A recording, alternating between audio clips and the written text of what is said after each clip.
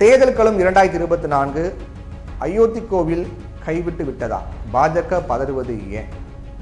கடந்த ஆண்டின் இறுதியில கொல்கத்தாவில் நடைபெற்ற ஒரு பேரணியில் உரையாற்றிய மத்திய உள்துறை அமைச்சர் அமித்ஷா குடியுரிமை திருத்த சட்டம் CAA, அதாவது சிட்டிசன்ஷிப் அமெண்ட்மெண்ட் ஆக்ட் அப்படிங்கிறது நாட்டின் சட்டம்.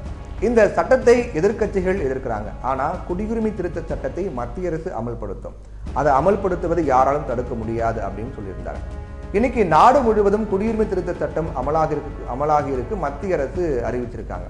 நாடாளுமன்ற தேர்தலுக்கு இன்னும் சில நாட்கள் இருக்கக்கூடிய நிலையில இது தொடர்பான அறிவிப்பு அரசிதழில் அதிகாரப்பூர்வமாக வெளியிடப்பட்டிருக்கு.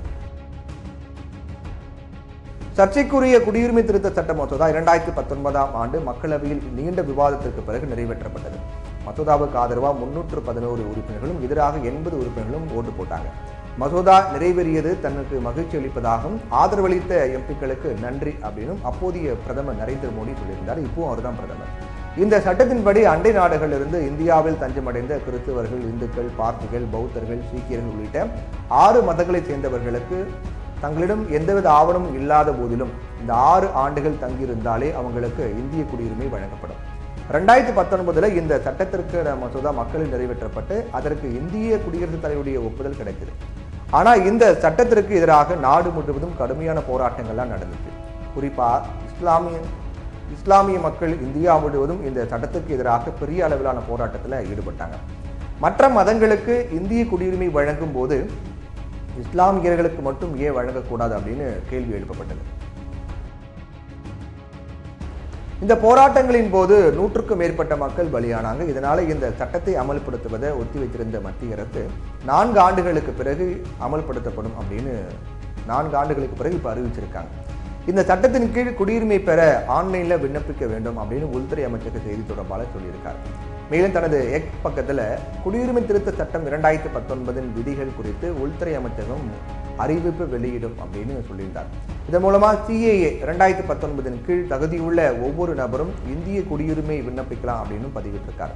அதே நேரத்தில் தேர்தல் பத்திர விவகாரத்தில் உச்சநீதிமன்றம் கடுமை காட்டிருக்கக்கூடிய நேரத்தில் அதை திசை திருப்பவே இந்த சட்டம் அமல்படுத்தப்பட்டிருக்கு. தேர்தல் நேரத்தில் இதை அமல்படுத்துவதன் மூலம் அசாம், மேற்கு வங்க மாநிலங்களில் பிரித்தாளும் சூழ்ச்சி மூலம் தேர்தல் ஆதாயம் அடைய பார்க்கிறது பாஜக அப்படின்னு காங்கிரஸ் குற்றச்சாட்டு தெரிவிச்சிருக்காங்க. குடியுரிமை திருத்த சட்டத்தில் நல்லவை இருந்தால் அதை ஆதரிப்போம், கெட்டவை இருந்தால் கண்டிப்பாக அதை திரிணாமுல் காங்கிரஸ் எதிர்க்கும். ரமலான் மாதம் தொடங்கும் சமயத்தில் இதை மத்திய அரசு கொண்டு வந்திருக்கிறது அப்படின்னு நான் அறிவேன். மக்கள் அமைதி காக்கணும், வதந்திகளை நம்பக்கூடாது அப்படின்னு சொல்லியிருக்காரு மேற்கு வங்க முதலமைச்சர் மம்தா பானர்ஜி. இப்படியாக கலவையான கருத்துக்களை வெளியான போதிலும் தேர்தல் நேரத்தில் பாஜக இதை அமல்படுத்துவதில் அரசியல் கணக்கு இல்லாமல் இல்லை. திரும்பவும் தீவிரவாதம், பிற மதத்தினரிடமிருந்து முஸ்லிம்களை தனிமைப்படுத்துவது அப்படிங்கிற அரசியல் தந்திரம் இதன் பின்னால் இருப்பதாக சொல்லப்படுது. அயோத்தி கோயில் ஒன்றே போது அப்படின்னு சொல்லி வந்த பாஜகவினருக்கு அது மட்டும் வெற்றிக்கு கை கொடுக்க போவது கிடையாது அப்படின்னு புரிந்து கொண்டார்களோ என்கிற எண்ணம் தான் எழுது. அதனால தான் குடியுரிமை திருத்த சட்டத்தை தேர்தல் நேரத்தில் அவசரமாக அமல்படுத்த முன்வந்திருக்காங்க.